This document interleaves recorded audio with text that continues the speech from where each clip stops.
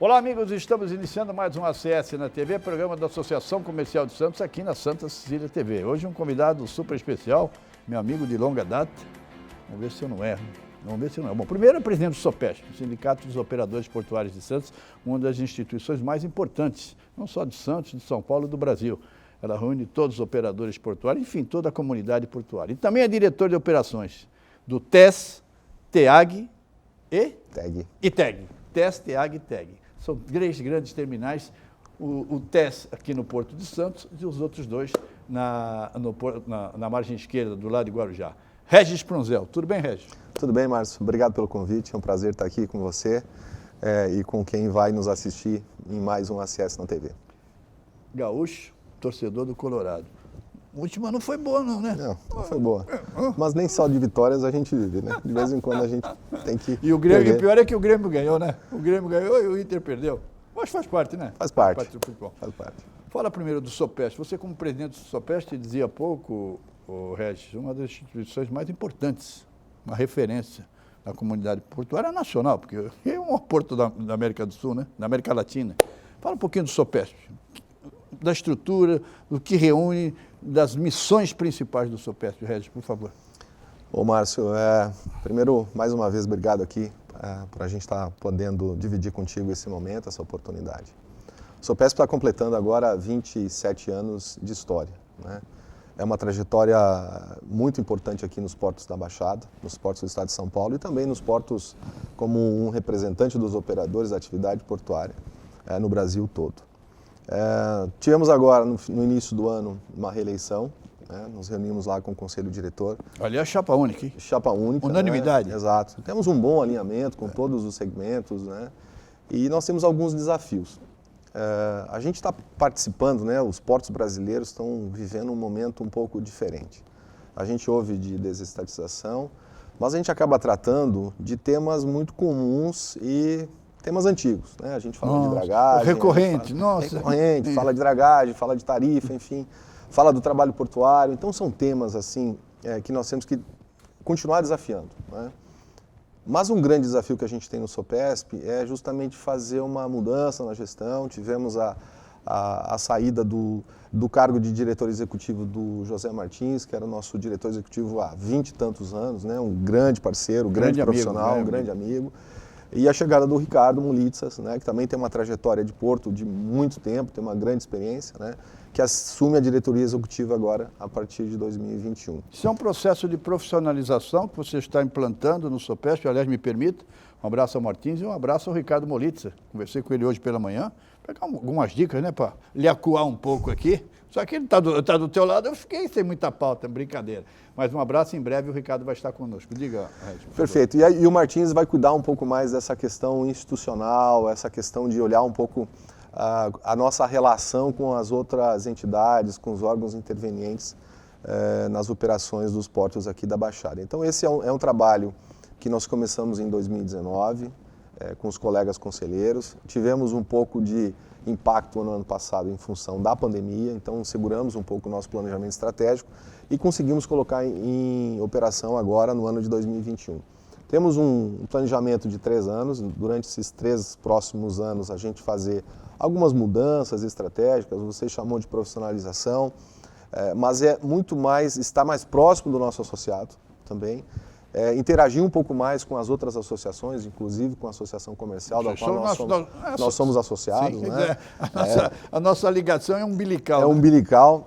E outras entidades de classe, a ABTP, a Arbitrar, enfim, FENOP, que é a nossa federação. Então, a ideia é, durante esses próximos 3 anos, a gente ter uma atuação um pouco mais estratégica para acompanhar os próximos passos dos portos aqui da Baixada. Esse é o caminho que a gente vai fazer no SOPESP, junto com a profissionalização e junto com o conselho diretor lá do SOPESP. Essa relação, eu gostaria de tocar um ponto até certo ponto delicado, mas é importante, me permita, com a amizade que temos. Essa relação com a SPA é institucional, ela é delicada, mas muitos pontos são convergentes, mas tem algumas divergências, mas ela tem que ser uma relação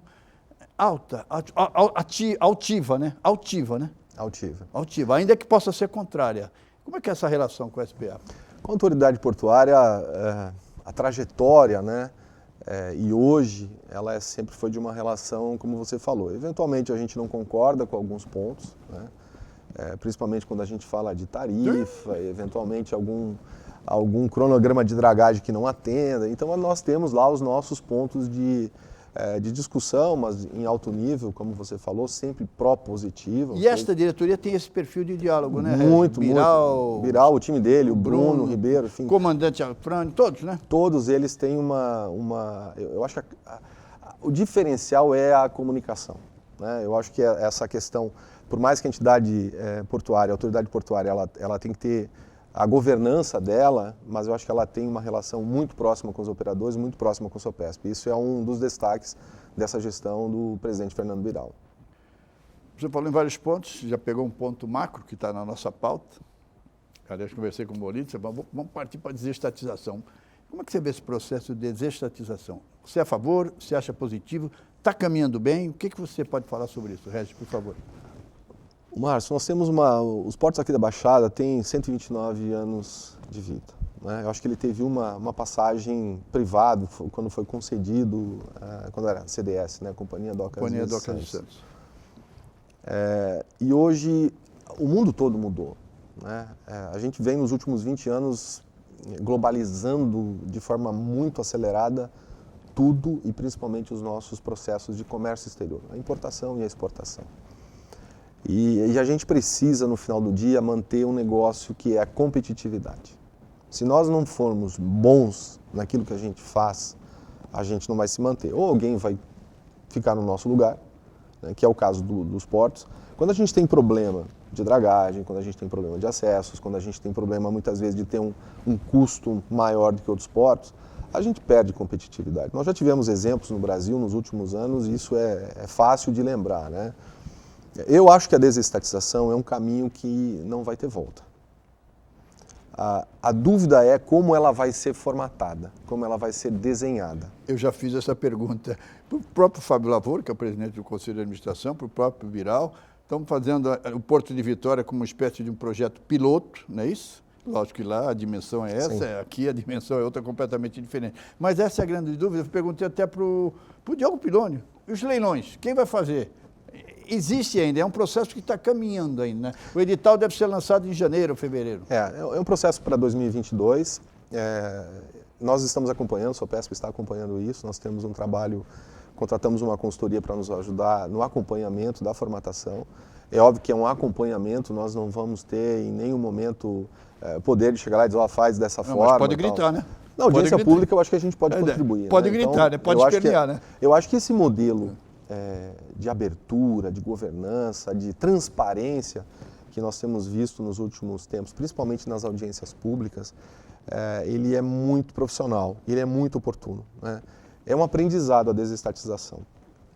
Se a gente olhar e precisa manter a competitividade, eu acho que a desestatização é um caminho que precisa realmente avançar. A formatação, se nós vamos ter subrogações dos contratos de arrendamento, se nós vamos ter renovações automáticas dos segundos períodos contratuais, tem bastante dúvida, Márcio, ainda no final do dia, que a gente precisa entender e ver como virar a modelagem. Você falou bem que Vitória, a Codesa é um dos exemplos, é um porto que tem uma dimensão um pouco menor do que os portos aqui da Baixada e não tem tanta particularidade. Nós temos muitas particularidades, né? Nós temos aqui arrendatários, nós temos autorizatários que são os TUPs. Como é que a gente coloca esse condomínio todo num regramento comum, né? Precisamos ter mais profundidade para navios de maior porte, precisamos ter perenidade na manutenção das dragagens. Como é que a gente coloca isso de uma forma privada, no sentido de eficiência e de velocidade, para a gente manter a competitividade? Eu acho que a desestatização ela é um passo importante para manter a competitividade aqui da Baixada, na minha opinião. Mas, obviamente, precisamos entender como é que virá essa modelagem. Quem que nos, digamos assim, nossa ameaça interportos brasileiros? A gente vê o Arco Norte avançando rapidamente com infraestrutura, muitos autorizatários, muitos terminais de uso privativos que não dependem de arrendamento, de licitações. Obviamente que a ANTAC autoriza. E os portos Sul-América, né, Argentina principalmente, que são grandes competidores. Eu acho que a gente precisa pensar fortemente em manter a competitividade. Sem dúvida. Manter essa geração de carga que a gente vem mantendo nos últimos 2 anos, que são exemplos claros de que a gente precisa continuar avançando. Isso tem efeitos diretos na comunidade como um todo, não só na comunidade portuária, mas principalmente na relação porto-cidade. Geração de emprego, geração de renda para os municípios, enfim, tudo isso está muito atrelado a essa questão da desestatização. Nós vamos fazer um intervalo e voltaremos já para continuar essa conversa agradável sobre Porto, principalmente, mas num contexto mais amplo, presidente do Sopesp, Regis Prozel. Voltaremos em instantes, fique com a gente.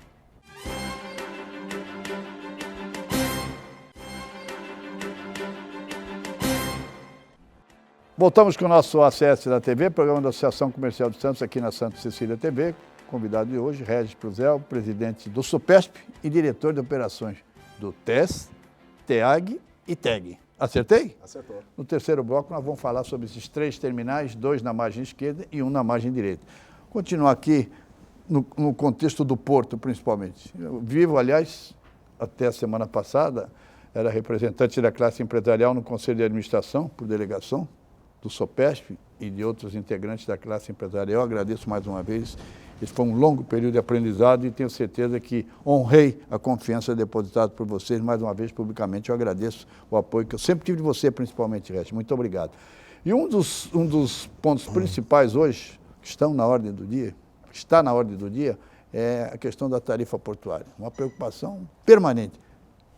Como é que é esse contexto? Demonstra essa preocupação para nós.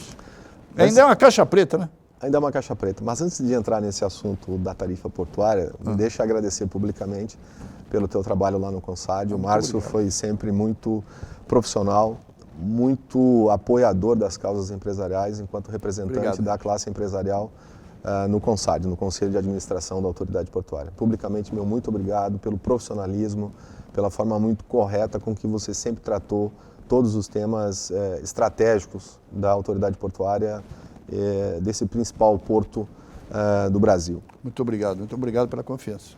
Tarifa portuária. Sabemos que está sendo avaliado pela ANTAQ um novo regramento, uma nova formatação da prestação de conta das autoridades portuárias. Isso não é exclusividade só nossa aqui nos Portos da Baixada. Eles falam em padronização a nível Brasil. A nível Brasil. A nível Brasil.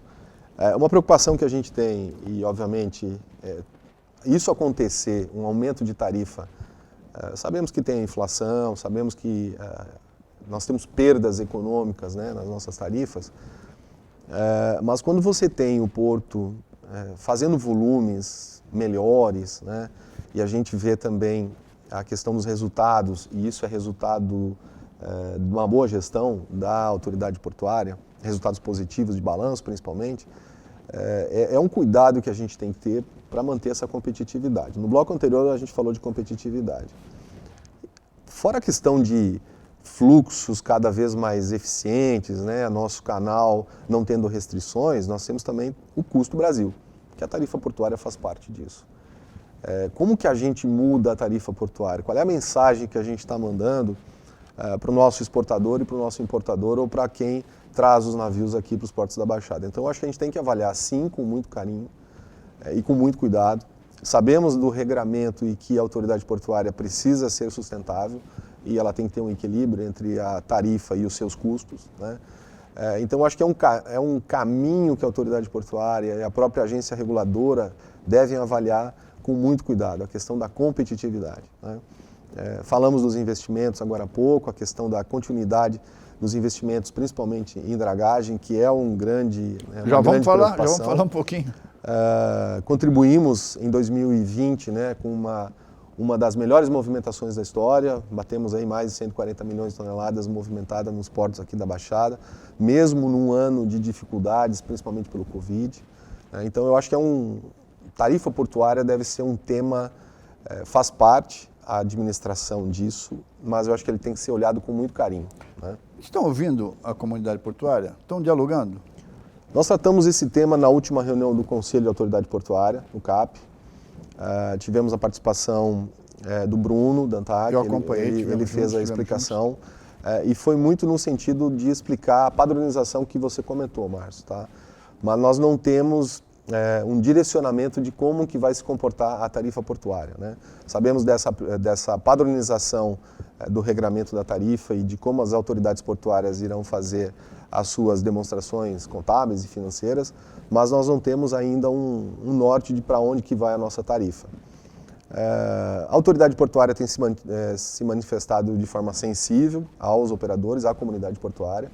Nós vamos aguardar aí esse trabalho todo, esse estudo que está em andamento na ANTAQ, para ver como que virá o resultado.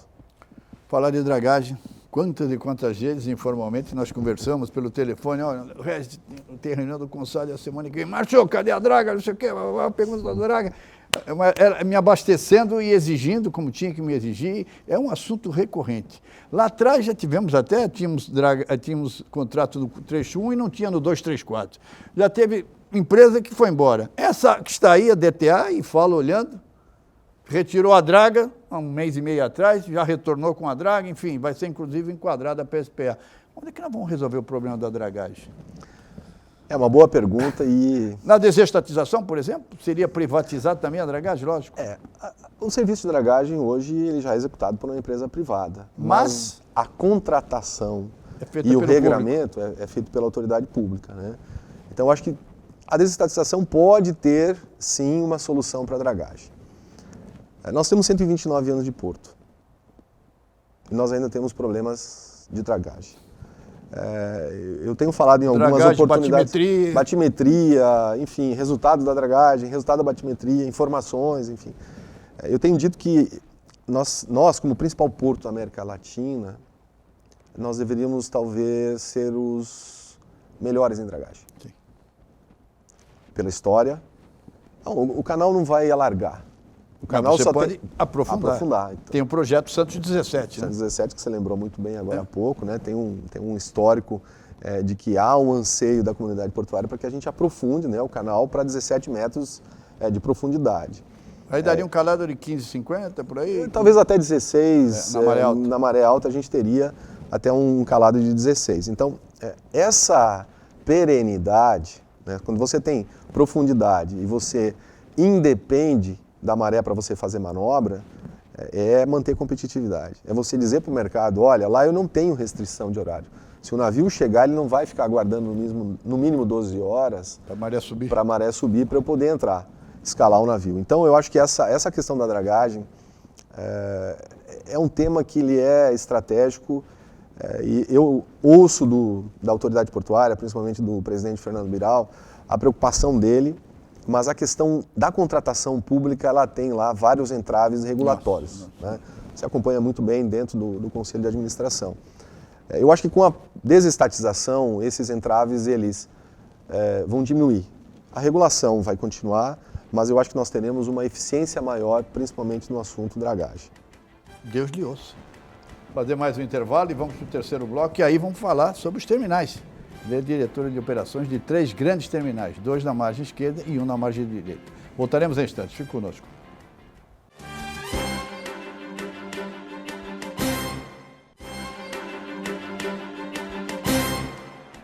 Vamos com o nosso acesso da TV, programa da Associação Comercial de Santos, aqui na Santa Cecília TV. Hoje, reitero mais uma vez, o grande amigo, empresário, presidente do Sopesp, Regis Prunzel. Deixei esse último bloco, aliás, mandar um abraço para a Joyce, jornalista, colega jornalista, está presente aqui no estúdio, amiga, uma grande parceira. Muito obrigado pela presença, Joyce, é sempre uma alegria ver você, uma grande profissional. Concorda, né, Regis? Concordo. Vai pedir aumento depois, né? Mais ou menos, na nota 7, tá bom? Assim não tem aumento. Não, a nota dela é muito boa. A nota dela é 10, a nota dela é 10. A nota dela é muito boa, excelente profissional. Vamos falar dos 3 terminais. Você é diretor de operações. 2 na margem esquerda e 1 na margem direita. TES, do lado de Santos, TEG e TEAG na margem de esquerda, lá no Guarujá. Me fala desses 3 terminais, investimento, perspectivas, movimentação, já também no contexto de ampliação da malha ferroviária, que é importantíssimo. Eu gostaria de falar, neste bloco, só sobre os 3 terminais. Regis, por favor. Perfeito, Márcio. Vou falar primeiro do TES, que é o nosso terminal mais recente, é uma concessão do final de 2015. TES Santos. Santos. Por isso, né? TES, o TES. S de Santos. Eu aprendi com você Terminal exportador agora. de Santos, exato. É uma concessão do final do ano de 2015, né? Que o Grupo Cargill e Luiz Dreyfus foram vencedores. Nós estamos em obra ainda, né, em plena construção. A obra deve terminar no ano de 2023. Temos hoje lá em torno de 500 pessoas na obra, essa quantidade já vem desde o ano de 2019, então, fora a geração de emprego na nossa operação portuária, digamos, para receber os grãos e embarcar, nós também geramos muito emprego na construção civil para construir o terminal.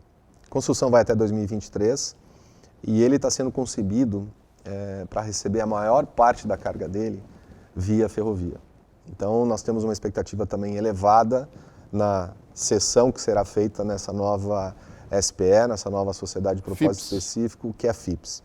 Então, temos uma expectativa muito grande aqui na margem direita, né? Um terminal que tem concessão por 25 anos, então a primeira perna dele vai até o ano 2040, depois podendo ser renovado por mais um período igual. Aqui especificamente, que produto? Aqui é soja, milho e farelos, farelo de soja, né? A gente vai movimentar esse tipo de material ali. Ele está localizado na Ponta da Praia. Estivemos lá o ano passado, né? Estivemos com a diretoria do Grupo Tribuna também visitando. Lá, foi um prazer receber vocês, todo mundo lá, foi um prazer recebê-los. Está sendo concebido dentro de um padrão totalmente atual de condições ambientais, principalmente nesse aspecto, pela localização onde ele está. Então, nós estamos investindo muito em tecnologia, trazendo novos equipamentos, tecnologia de ponta, justamente para a gente ter uma relação porto-cidade muito boa, principalmente ali onde ele está localizado. Mudando de margem, falando do TEG e do TEAG para a margem esquerda, no Guarujá, são terminais que já atuam há mais de 20 anos naquele local, né?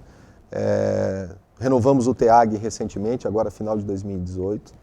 Estamos fazendo investimento também de recapacitação no terminal. Temos obras até 2026, obras de repotencialização, ampliação de armazenagem, recapacitar toda a malha ferroviária dos dois terminais, do TEG e do TEAG, repotencializar os dois berços de atracação, fazendo com que os terminais possam receber navios de maior porte e um cuidado também todo especial na questão ambiental. Então, da mesma forma que nós estamos fazendo no TES, aqui em Santos, na Ponta da Praia, na margem direita, nós vamos adequar o TEAG num primeiro momento e o TEG num segundo momento, né? Então, o TEAG já está com obras em andamento, são obras que vão até 2026.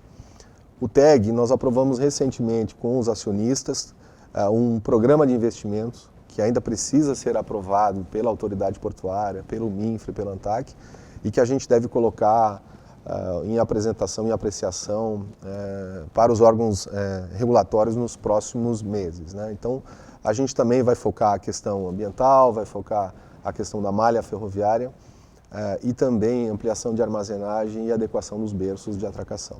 Então, nós temos um pacote de terminais, digamos assim, que juntos nós temos funcionários diretos, 750 pessoas trabalhando com a gente hoje. Indiretos, nós temos mais de 2.000 pessoas trabalhando com a gente. Obra civil aqui na Ponta da Praia, obra civil que está começando no TEAG lá no Guarujá agora. Revolução, hein? Revolução. Que legal, parabéns. E investimento, né? Tem que investir, nós falávamos num break aqui, tem que investir em infraestrutura, que é o que vocês estão fazendo, né? Tem que investir em infraestrutura. Tem um outro ponto que a gente foca muito, que é a questão do desenvolvimento das pessoas, né? É uma preocupação que a gente tem. Capacitação. Capacitação das pessoas, desenvolvimento dessas pessoas. Há uma migração de equipamentos, a gente está trazendo equipamentos cada vez mais autônomos, mais sofisticados, mas que dependem das pessoas para serem operados. Essas pessoas precisam ser capacitadas, essa precisam conciliação ser preparadas e manutenção de emprego, né? Perfeito. Capacitação e manutenção do emprego simultaneamente. Perfeito. É um exemplo, mas que eu te diria o seguinte, sustentabilidade, né? Onde você está atuando, você não tem que incomodar a comunidade. A relação porto-cidade tem que ser uma relação muito próspera, né? Então, nós geramos empregos, geramos renda para os municípios através dos impostos que a gente paga para os municípios e, ao mesmo tempo, a gente tem uma operação sustentável, né? Esse é um grande desafio que a gente tem, principalmente para o agronegócio. Em relação à malha ferroviária, que é importantíssimo no contexto dos seus 3 terminais, nós falamos passando da FIPS, como é que você está vendo esse processo, a questão da ferradura, como é que você está observando esse processo, Regis? Está avançando? Está avançando, né? Está em audiência pública, a gente aguarda o desfecho da audiência pública que foi conduzido pela autoridade portuária. Nós temos uma preocupação que é fazer os investimentos adequados e necessários para que a gente possa capturar esse fluxo de cargas cada vez mais volumes maiores, né? A ferradura é uma discussão a nível federal que envolve uma concessão daquele trecho. Na minha opinião, a ferradura ela precisa estar adequada à FIPS na questão de capacidades, ou seja, a gente não pode ter gargalos, nem dentro do porto, que aí seria FIPS, nem no trecho chamado ferradura. Falamos muito de termos essa equalização de capacidades. Tendo essa equalização de capacidades, a gente não vai ter nenhum tipo de gargalo chegando no porto. Por que gargalo? Se você tem uma capacidade na FIPS maior do que ela é hoje, e isso é fundamental para os terminais já instalados e para aquelas concessões que estão vindo, né? Nós tivemos recentemente aí o anúncio de mais concessões, uma de grãos, outra de container. Tivemos a questão da celulose na Ponta da Praia, que no ano passado. Ou seja, 2 leilões. Você está aumentando a demanda ferroviária nos portos aqui da Baixada. Você precisa aumentar a sua capacidade ferroviária. Então nós não temos que ter gargalos fora do porto. Então essa é uma preocupação que a gente tem. O assunto está encaminhado, o assunto está endereçado dentro do governo, o Ministério da Infraestrutura está tratando isso, a NTT está tratando do trecho ferroviário. Então a gente espera que isso tenha um desfecho positivo no sentido de equalizar capacidades. E rápido, tem que ser rapidamente. Nós temos muito conflitos, né, de passagem de nível. Não, aquele atrás ali da associação comercial, quando o trem passa, o caminhão não passa. Quando passa o caminhão, não passa o trem. Isso não existe no maior porto da América Latina, né? A gente precisa resolver. Então isso requer investimento, Márcio, requer investimento. Se você olha para o interior do país, a gente vê concessões acontecendo e já saíram do papel, Ferrovia Norte-Sul, renovação da Malha Paulista. Esse tipo de investimento ele é fundamental para continuar crescendo os portos aqui da Baixada. Temos só mais um minuto, mas eu não posso deixar de fazer a pergunta, sem entrar no mérito. Nós temos apenas um minuto, Régio, eu peço a sua atenção e a sua objetividade. Você está nas duas margens. Não vou entrar no mérito de ponte ou túnel. E a ligação seca? Eu acho que a questão da mobilidade, Márcio, ela precisa ser pensada com muito carinho e estrategicamente. Se nós tivermos túnel e se nós tivermos ponte, desde que ele não atrapalhe a operação do porto... E o desenvolvimento? E o desenvolvimento, eu acho que é fundamental também. Tá? Então, nós somos favoráveis à mobilidade, resolver o assunto mobilidade, né? Túnel, ponte, fundamental que a gente tenha uma alternativa. Aliás, informalmente, para encerrar, com certeza você tem essa informação, dentro do contexto da desestatização, a SPA e o Ministério da Infraestrutura estudam a possibilidade de, olha, quem levar vai ter que construir a ligação. Seria uma boa, né? Pode ser uma alternativa. Uma boa. Regis, um abraço. Márcio, obrigado pelo convite. Obrigado. Foi um prazer. E olha, estou torcendo para o Internacional, sempre. Obrigado, Márcio. Um abraço, seja feliz.